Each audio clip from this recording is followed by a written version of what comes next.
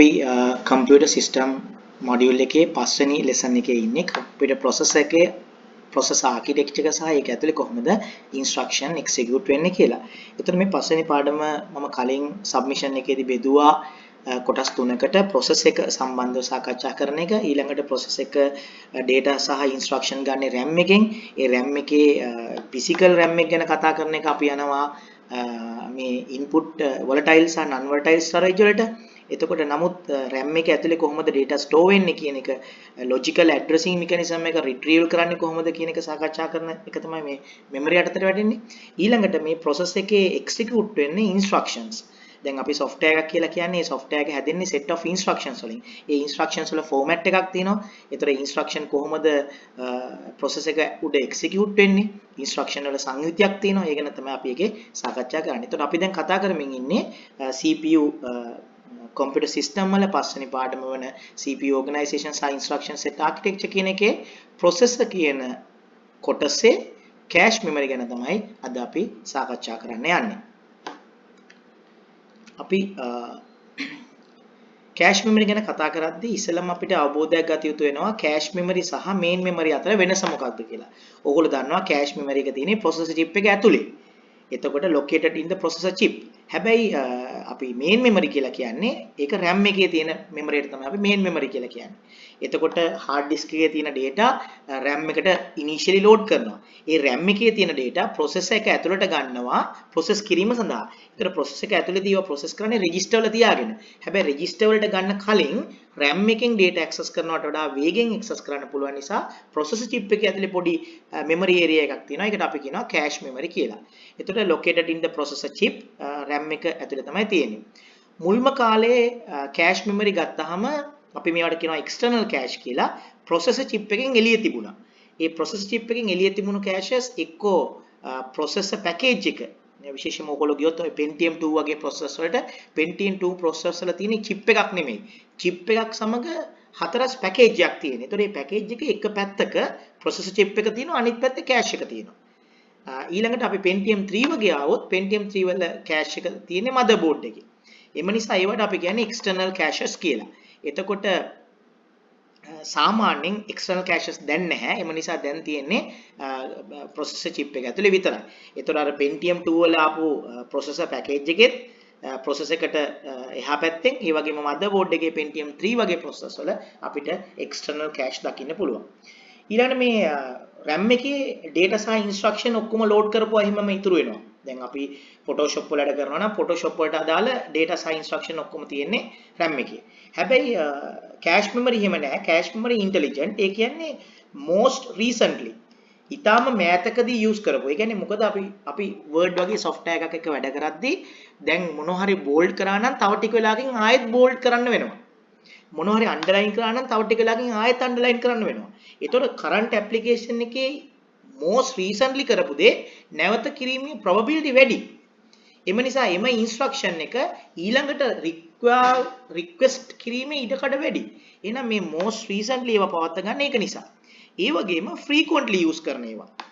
නිතර use වෙනවා. එතන නිතර use වෙනවා cache එකේ තියාගන්න. එතකොට processing speed එක වැඩි වෙනවා. මොකද නිතර execute වෙන commands ටක් ගාලා ගන්න පුළුවන් cache එකෙන්. එම නිසා මේ cache එකේ memory එක ඔහේ මොනවා හරි load කරගන්නේ නැහැ. නිතර execute කරන ඒ වගේම most recently execute කරන තෝරාගත්තු memory එක. එම නිසා ඒක ඇතුලේ තියෙන්නේ අපිට බහුලව යොදන අත්‍යවශ්‍ය දේවල්. එම නිසා ඒකට මම කියන්නේ intelligent memory එකක් කියලා. ඒ වගේම ඔබ දන්නවා මේකේ size එක කුඩයි. size එක කුඩයි කියන්නේ ගොඩක් item නෑ. ඒ නිසා බල යන්න ගොඩක් දුර යන්න ඕනේ නෑ. ටක් ගාලා හොයාගන්න පුළුවන්. හැබැයි අපි ගත්තොත් අපේ සාමාන්‍ය RAM module එකට RAM module එකේ large size එකක් තියෙනවා. ගොඩාක් දත්ත සහ application program වලට අදාළ instructions තියෙනවා. ඒතර ඒවා හොයන්න පහසු නැහැ. difficult to find items මොකද large size නිසා. හැබැයි මේක බොහොම පොඩි. ඒ නිසා ටක් ගාලා අදාළ item එක හොයාගන්න ලේසි. ඊළඟට මේ cache memory එකේ තාක්ෂණය ගත්තොත් SRAM කියන static RAM කියන තාක්ෂණය. හැබැයි අපි ගත්තොත් memory module එකේ සාමාන්‍ය RAM memory module එකේ තියෙන DRAM කියන තාක්ෂණය. ඒකට අපි කියනවා dynamic RAM කියලා. මේ දෙකේ වෙනස තමයි SRAM එකේ තියෙන logic gates. හැබැයි මේකේ තියෙන්නේ capacitors නැත්නම් condensers. මේ logic gates capacitors තියෙන නිසා අපි වරක් කැපැසිටර්ස් ටික charge කරාට පස්සේ ටික වෙලාවකින් මේ charge එක discharge වෙනවා. එම නිසා memory එක වරින් වර loss වෙනවා. හැබැයි මේකේ capacitors නෙමෙයි තියෙන්නේ logic gates තියෙන්නේ. එම නිසා මේකේ වරින් වර memory loss වීමක් සිදුවන්නේ නැහැ. දැන් DRAM එකේ නැත්නම් සාමාන්‍ය අපේ memory එකේ මෙහෙම සරින් සරේ discharge වෙන නිසා අපිට සිද්ධ වෙනවා මේ memory එක නැවත නැවත refresh කරන්න. එතකොට memory එක නැවත නැවත refresh කරනවා කියලා කියන්නේ ඒකේ access speed එක slow. මොකද හේතුව අපි access කරනකොට යා refresh වෙමින් ඉන්නවා නම් අපිට access කරන්න බැරි වෙනවා. refresh වෙලා ඉවර වෙලයි අපිට access කරන්න වෙන්නේ. ඒතකොට ආයෙත් access කරද්දී ආයෙත් refresh වෙමින් තියෙනවා නම් ආයෙත් access කරන්න slow වෙනවා. එම නිසා අපිට දකින්න පුළුවන් දේ තමයි DRAM slow. හැබැයි මම කලින් කිව්වා වගේම SRAM වල තියෙන logic gates එම නිසා අර කාලය සමග discharge වීමක් සිද්ධ වෙන්නේ නැහැ. will not discharge with the time. එම නිසා refresh වීමේ අවශ්‍යතාවයක් නැහැ.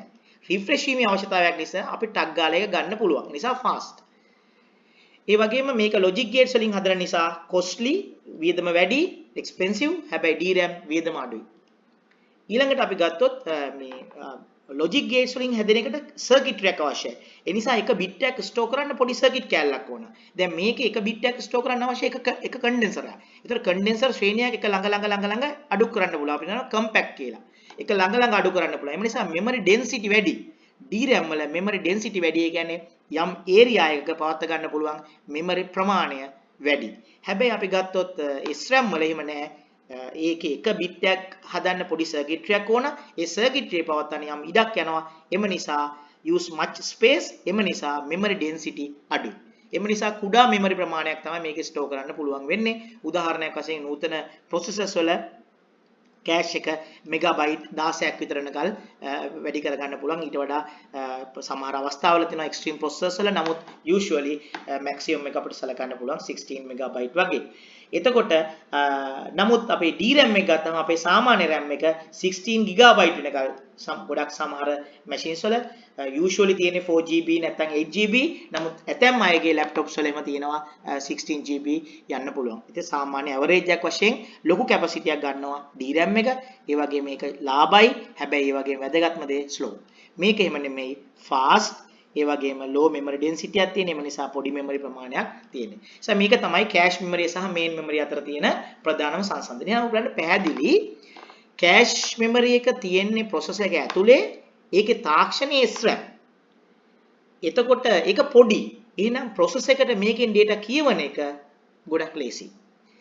ඒ වගේම RAM එක ගත්තාම RAM එක නැත්නම් memory ප්‍රධාන memory module එක ගත්තාම ඒක තියෙන්නේ processor එකෙන් ගොඩක් එහයින්.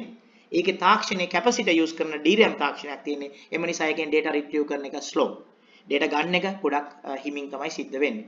ඉතින් එම නිසා traditional memory එකෙන් data ගන්නවට වඩා cache එකෙන් memory ගන්න එක වඩා වේගවත්. තව කාරණයක් කියන්න අපිට පුළුවන්. ඒ තමයි සාමාන්‍ය RAM එකේ data ගන්න frequency එක data හසුරවන data transfer කරන frequency එකයි cache එකේ frequency එක ගත්තාම cache එකේ frequency එක processor එකේ frequency එකට සමාන වෙනවා.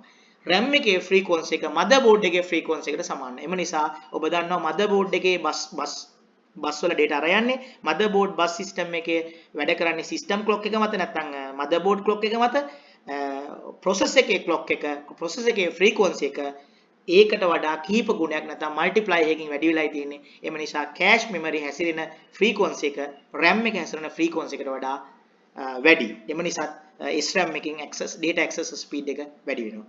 අපි මේ කොටසේ සංසන්දනය කරේ අර ප්‍රධාන main memory කියන RAM card එකත් ඒ වගේම processor chip එක ඇතුලේ තියෙන cache memory එකත්. ඒ අනුව cache memory අපිට වඩා වේගවත් කියන කාරණය. ඊළඟට අපි caches ගත්තොත් caches පවතින්න පුළුවන් single cache ලෙස. ඒ කියන්නේ CPU එක ඔබ දන්නවා CPU එකත් එක්ක registers තියෙනවා.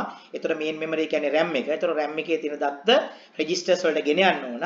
RAM එකේ දත්ත register වලට ගෙන යන්න කලින් ඒක ගන්නවා cache එකට. ඒතර මේකට අපි කියන්නේ single cache එකක් කියලා. නමුත් නූතන processors වල single cache එක නෙමෙයි දකින්න ලැබෙන්නේ 3 level cache system එකක් නැත්නම් multi level cache system එකක් තමයි දකින්නේ. ඒ කියන්නේ CPU registers වලට data ගන්න පළවෙනිම location එකට කියනවා level 1 cache නැත්නම් L1 cache කියලා. ඒක fastest. ඒකේ දත්ත නැත්නම් අපි ගන්නවා L2 එකේ, L2 එකේ නැත්නම් ගන්නවා L3 එකේ, L3 එකෙත් නැත්නම් ඒ කියන්නේ සමස්ත cache එකේම නෑ. ඒක යනවා ගන්නවා main memory එකට. ඒතර L1 වල බලනවා, L1 වල නැත්නම් L2 වල බලනවා, L2 වල නැත්නම් L3 වල ගන්නවා, L3 වල නැත්නම් main memory යනවා. ඒතර මේක තමයි smallest size එක වෙන්නේ. ඊට වඩා මේක ලොකුයි, ඊට වඩා මේක ලොකුයි. ඒ තුනට වඩා මේ main memory ගොඩක් ලොකුයි. ඊළඟට අපි ගත්තොත් multi core processors වල cache වීදෙන විදිය ගත්තොත් multi core processors වල හැම core එකටම L1 සහ L2 cache තියෙනවා. හැබැයි සියලුම cores වලට පොදුවේ තමයි L3 cache එක තියෙන්නේ. උදාහරණයක් වශයෙන් Core i3 processor එක අපි හිතමුකෝ cache දැන් core ගණන 4ක් නම්. ඒතර core ගණන 4ක් නම් ඒ core ගණන 4ට L2 cache 4ක් තියෙනවා. L1 cache 4ක් තියෙනවා. හැබැයි L3 cache තියෙන එකයි. ඒ වගේමයි අපි ගත්තොත් L1 cache එක ආයේ කොටස් දෙකකට අපි බෙදනවා data cache එක සහ instruction cache එක කියලා.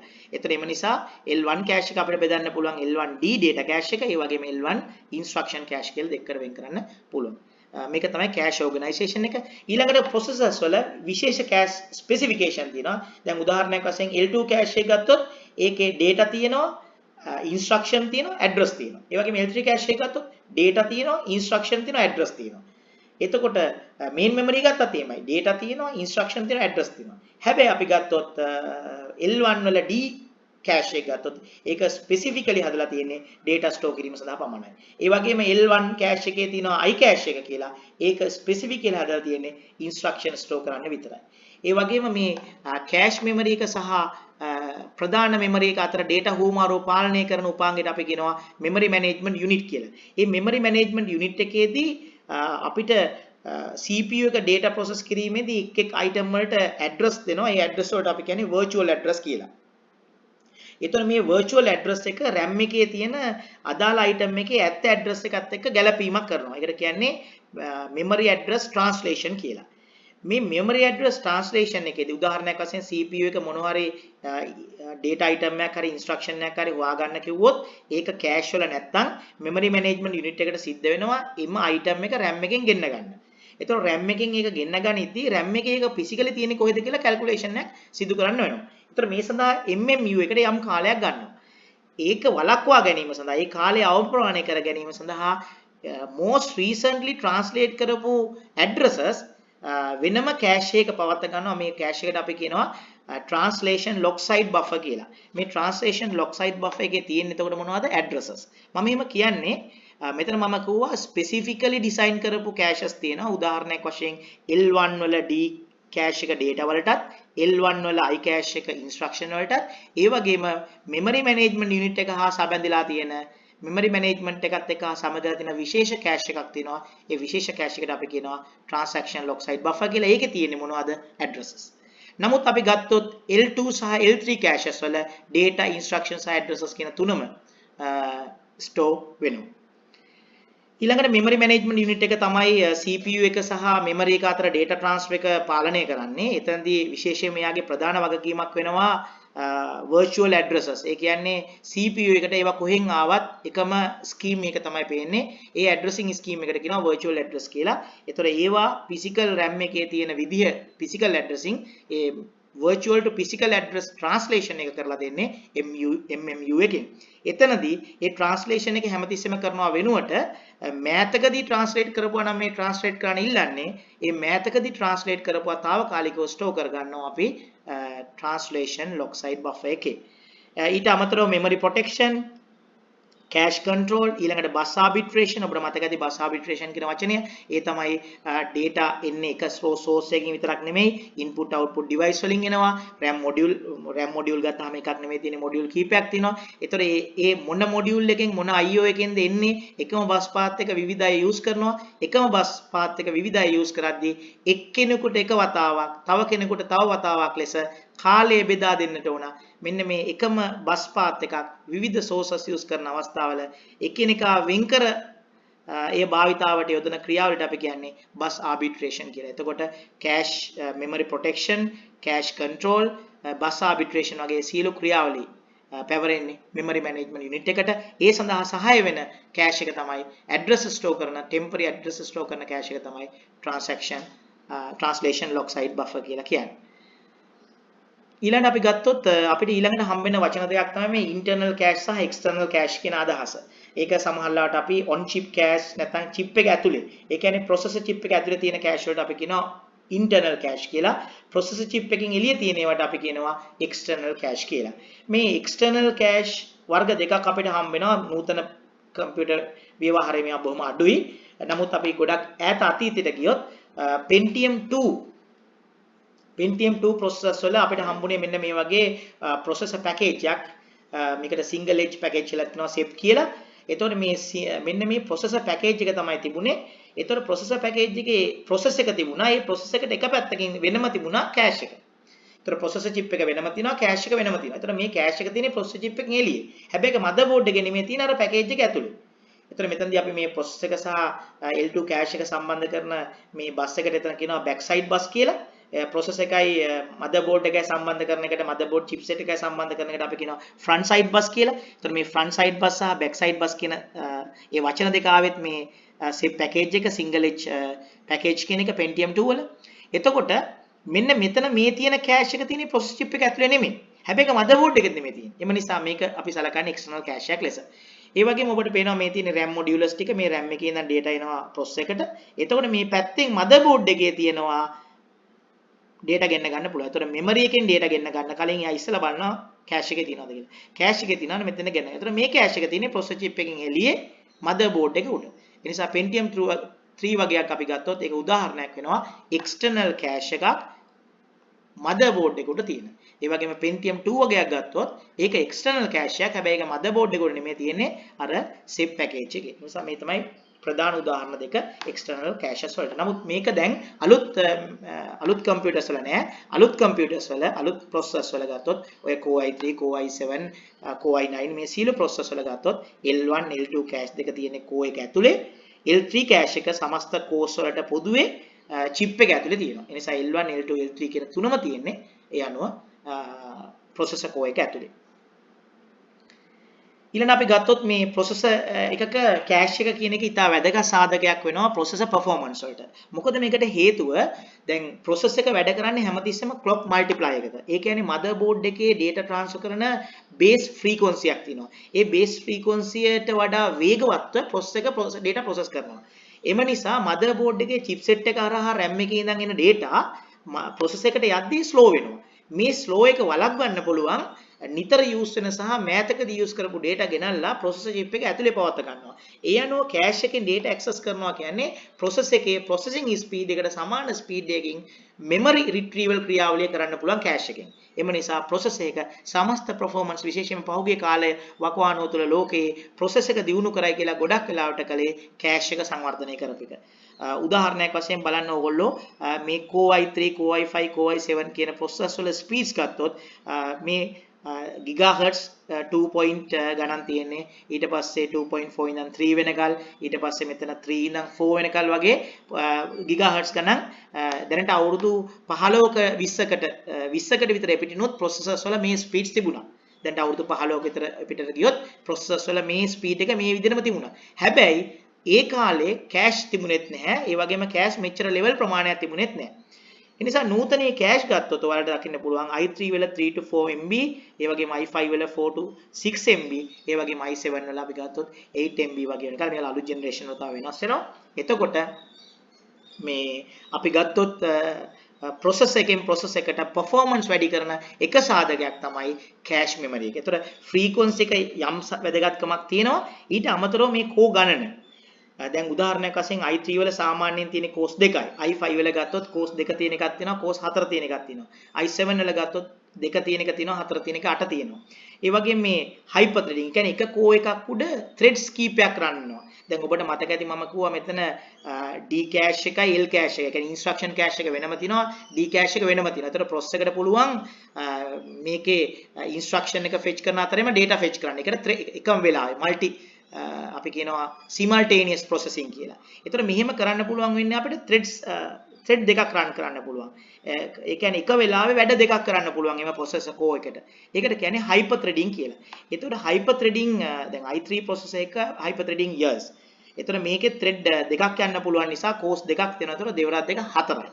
ඒතර මේකේ thread සංඛ්‍යාව ගත්තොත් අපි 4යි. දැන් i5 වලට ආපුවම core දෙකක hyper threading තියෙනවා. හැබැයි ඉතිරි දෙකේ නැහැ. හතර තියෙන එකේ නැහැ, දෙකේ තියෙන එකේ තියෙනවා. ඒතකොට දෙකේ තියෙන එකේ තියෙනවා කියන්නේ කෝඩ් දෙක තියෙන මොඩියුල් එකේ එකක දෙක ගානේ දෙකක්. ඒතර ඔක්කොම threads 4යි.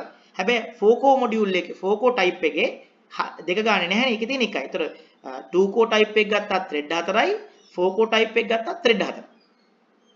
ඊළඟ i7 වල ගත්තාමත් ආයෙත් thread 8ක් විතර යනකල් යන්න පුළුවන් hyper threading. මොකද 4 type එක core 4 ගත්තොත් core 4 එතකොට එක core එකක thread දෙක ගානේ core 4ට thread 8යි.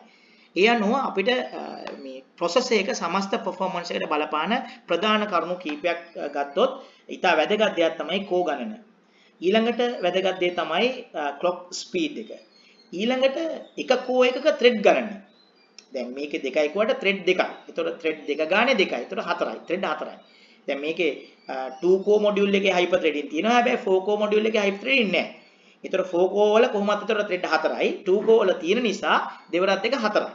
ඉතින් ඒ වගේ අපිට threads ගණනින් performance වැඩි කරන්න පුළුවන්. ඒ වගේමයි වැදගත් දෙයක් cache memory. ඒතකොට මේ i3 වල තියෙන්නේ 3 to 4 megabytes. හැබැයි i5 වල ගත්තොත් 4 to 6. ඒ වගේම i7 වල 8 MB වගේ තියෙනවා. ඒ අනුව අපිට මට කියා ගන්න ඕනකම තියෙන්නේ cache memory සහ මේ cache සංකල්පය මගින් process එක වේගයෙන් data process කරනවා. ඒ වේගයෙන් data දෙන්න RAM එකට බෑ. හැබැයි cache එක නිසා දැන් වඩා මෑතකදී use කරන නිතර use කරන data cache එකේ තියාගෙන ඒක අර process එකට ලබා දෙනවා. එම නිසා process එකේ සමස්ත performance වැඩි වෙනවා. මම මේක තව කෙටියෙන් කිව්වොත් motherboard chipset එක තමයි motherboard එකේ traffic controlling කරන round the board එක ලෙස සලකන්න වෙන්නේ. මේ round the board එක අපි කියනවා north bridge එක කියලා. නැත්නම් දැන් කියන්නේ platform controller hub එක කියලා PCH කියලා. එතකොට මේ traffic controller hub එක PCH එක platform controller hub එක අපි ගත්තොත් RAM එකේ ඉඳන් එන data මේක හරහායි process එකට යන්නේ. එතකොට මේක හරහා අනිකුත් input output device උත් සම්බන්ධ වෙනවා. එම නිසා මේක slow. එතකොට process එකට අවශ්‍ය data එච්චර වේගෙන් ගන්න බෑ. ඒකට අපි කියනවා bottleneck problem කියලා. මේ bottleneck problem එකට උත්තරයක් සපයනවා process එකට අවශ්‍ය data RAM එකෙන් ඉල්ලන්නේ නැතුව cache එකෙන් ඉල්ල ගන්නවා.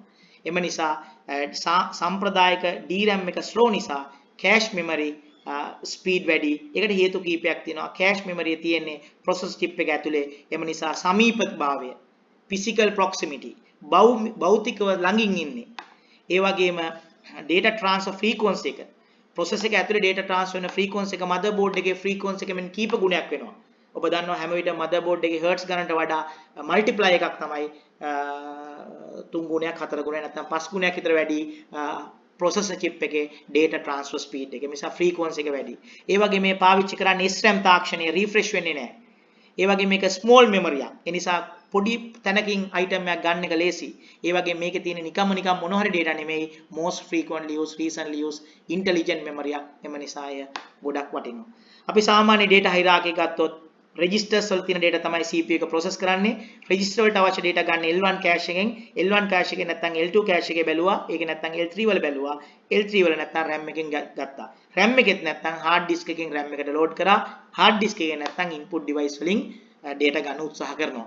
එතකොට data slow නැත්නම් speed ගත්තොත් වැඩිම access speed එක තියෙන register, ඊට පස්සේ L1 cache, ඊට පස්සේ L2 cache, ඊට පස්සේ L3 cache, ඊට පස්සේ RAM, ඊට පස්සේ hard disk, ඊට පස්සේ තමයි input output device. input output device වලින් data read write කරන එක ගොඩක් slow. ඊළඟ cache processing වලදී අපිට කතා කරන්න තියෙනවා cache hit එක සහ cache miss එක කියන්නේ මොකක්ද කියලා. ඔබ දන්නවා cache hit එකක් කියලා කියන්නේ දැන් CPU එක register වලට අවශ්‍ය data ඉස්සෙල්ලාම බලන්නේ L1 cache එකේ. ඒතර L1 cache එකේ තියෙනවා නම් L1 වලින් ගන්නවා. L1 වල නැත්නම් එයා ඊළඟට L2 බලනවා. L2 වල තියෙනවා නම් L2 වලින් ගන්නවා. L3 බලනවා. මේ තුනෙන් ඕනම එකක තියෙනවා නම් අපි ඒකට කියනවා cache hit එකක් කියලා. බැරි වෙලා හරිය මේ තුනේ නැත්නම් එයාට යන්න වෙනවා RAM එකට. ඒ කියන්නේ slow වෙනවා. මොකද RAM එකෙන් ගේනවා කියන්නේ motherboard chipset එක හරහා නැත්නම් platform controller hub එක හරහා. ඒ කියන්නේ ඉස්සර north bridge එක කියන එක කියන්නේ motherboard chipset එක හරහා data ගේන්න වෙනවා motherboard එකේ bus එක දිගේ. ඒතර motherboard bus එක දිගේ data එන්නේ slow speed එක. අනිත් පැත්තෙන් DRAM එකෙන් data read කරන එක slow. අනිත් පැත්තෙන් motherboard chipset එකේ bottleneck problem එක. මේ ප්‍රශ්න තුනම. එකක් DRAM එකෙන් data read write කරන speed එක slow. දෙක motherboard එකේ bus system එකේ හැසිරෙන frequency එක slow. තුන motherboard chipset එකේ එක traffic control කරන තැනක් ඒක තමයි එක පැත්තෙන් එන data එක පැත්තට යොමු කරන්නේ. කියන්නේ round the board එක ලෙස කටයුතු කරන්නේ. ඒතර එතන bottleneck problem එක නිසා ඔබ දන්නවා හන්දි වල කොච්චර traffic ඇති වෙනවද කියලා. ඒ වගේමයි ඔය PCH එක හරහා එන traffic ප්‍රශ්නේ. ඉතින් එම නිසා bottleneck problem එකටත් උත්තරයක් සපයනවා. ඒතර cache hit එක කියන්නේ cache එකේ අදාළ search කරන item එක තියෙන අවස්ථාව. cache miss එක කියන්නේ cache තුනේ L1 වත් L2 වත් L3 වත් නැතුව අපිට යන්න වෙනවා main memory යෙන් data retrieve කරන්න. right. අපි අද සාකච්ඡා කරේ processor කොටසේ cache memory සම්බන්ධව අපි ඊළඟ එකකින් මේකට අදාළ past papers ටික discuss කරමු.